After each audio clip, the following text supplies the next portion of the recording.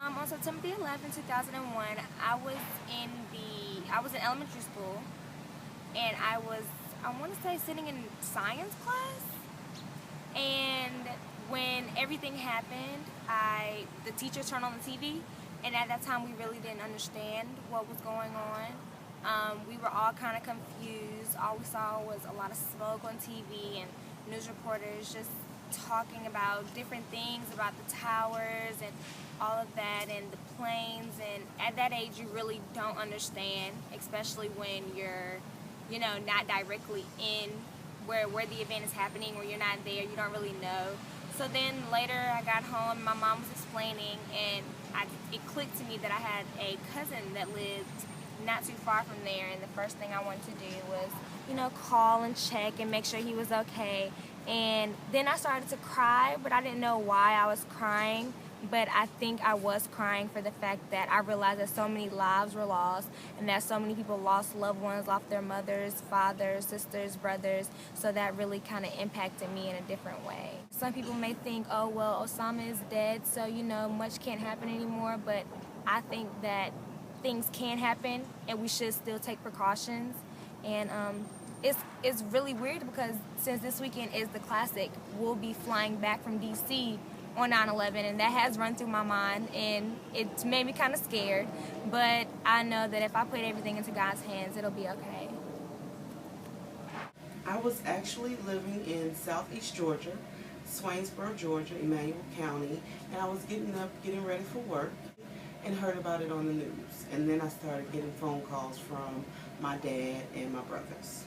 A lot of my male cousins are in the service, so they were impacted in the case of they had to go to war or be deployed. I have another cousin that actually works at the Pentagon, and we could not reach him for 2.5 days. And when we finally did, he called to say it just so happened that day he did not go to work. I think it changes my perspective, and I took for granted our military. I mean, I know 4 or 5 cousins that are in the service, and how their lives changed within their career choices. I have one cousin that has been deployed probably the last 9 years since 9/11, and so just knowing that every time he leaves, there's a chance he won't come home. Especially those first few years. And so it was really hard for the family and for him, but he said he was committed to serving his country and keeping us safe. And so now that things have calmed down, he's finally in a place where he can be stationed seaside instead of being deployed. So that's really good. But it just makes you realize that your everyday freedoms are not necessarily, or shouldn't be taken so easily or taken for granted. I was coming home from school in about the 4th grade. My sister, she's about 4 years older than me, and she was watching the news, and I didn't understand what was going on. And I remember just seeing the planes crashing like repeatedly, and I was very scared. So you think about your safety even more each day, and I feel bad for the people who live here that are like Arabs, and they have that stipulation put upon them as if they're going to blow up a plane each day. But it's certain people, like, that's not their beliefs, but they're still Americans. They should still be treated as such. My mother called me around, I don't know, I think it was about 9:30, and she was frantic, telling me that something had happened to the World Trade Center, and that something was going on at the Pentagon, and she couldn't get a hold of my brother, who was living in D.C. at the time. And I was groggy, so I wasn't too concerned. But then my friend called me like 30 minutes later, completely bawling, telling me that planes had hit the World Trade Center. And I'm from New Jersey, so she was calling me from New Jersey. And her aunt worked at the World Trade Center. She was telling me stories about people jumping out of windows and stuff. And when she told me that, I jumped up out of my bed and I went into the living room and I turned on the TV just in time to see the first tower collapse. And I had never seen anything like that. And when I spoke to my father, who also lives in that area, he told me that the reason why we couldn't get a hold of my brother was because he was on the phone calling people because his best friend worked at Tower 2 on the 94th floor. And then it just became really real because we hadn't heard from him, and it, you know, it just became more than a news story then. Like, these were people that I knew.